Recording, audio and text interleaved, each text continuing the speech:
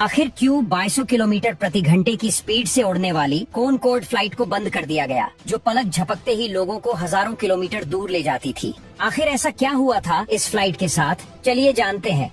25 जुलाई 2000 concord की air France flight 4590 Paris airport से उड़ान भरकर न्यूयॉर्क जाने की तैयारी कर रही थी। उस दिन शुरुआत से ही इस फ्लाइट में कुछ न कुछ टेक्निकल प्रॉब्लम्स आ रही थी, जिस कारण से एक बार तो ये डिसाइड किया गया कि इस फ्लाइट के लिए किसी दूसरे कॉनकॉर्ड को यूज किया जाए, लेकिन फिर फाइनली इसके साथ उड़ान भरने का डिसीजन लिया गया।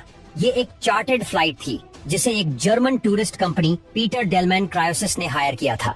उस दिन इस फ्लाइट में यात्रा करने वाले ज्यादातर लोग जर्मन टूरिस्ट थे। इस फ्लाइट को 53 वर्षीय कैप्टन क्रिस्टियन मार्टी उड़ा रहे थे, जो पिछले 33 सालों से फ्रांस में काम कर रहे थे। कैप्टन क्रिस्टियन मार्टी के पास 13,477 फ्लाइट्स आर का कुशल अनुभव था, जिसमें से 317 घंटे का अनुभव कॉनकॉर्ड प्लेन को उड़ाने का था, जिसके साथ 50 वर्षीय फर्स्ट ऑफिसर जीन मार्कोट और 58 वर्षीय फ्लाइट इंजीनियर गिल्स जार्डिनोड भी उड़ान में कैप्टन का साथ दे रहे थे।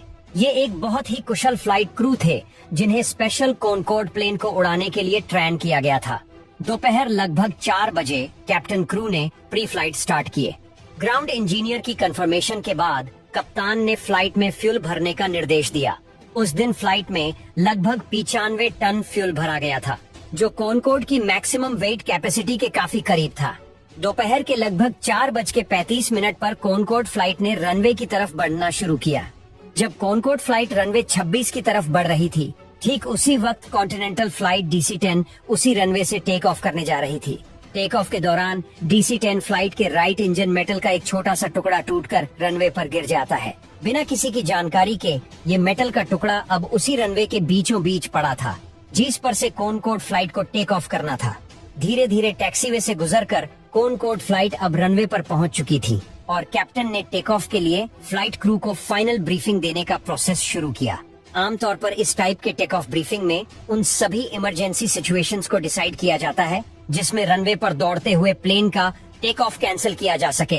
प्लेन की स्पीड और सभी इमरजेंसी सिचुएशंस को ध्यान में रखते हुए ये डिसाइड किया गया कि अगर 0 से 100 नॉट्स की स्पीड पर कुछ भी खराबी आती है तो टेक ऑफ को कैंसिल कर दिया जाएगा।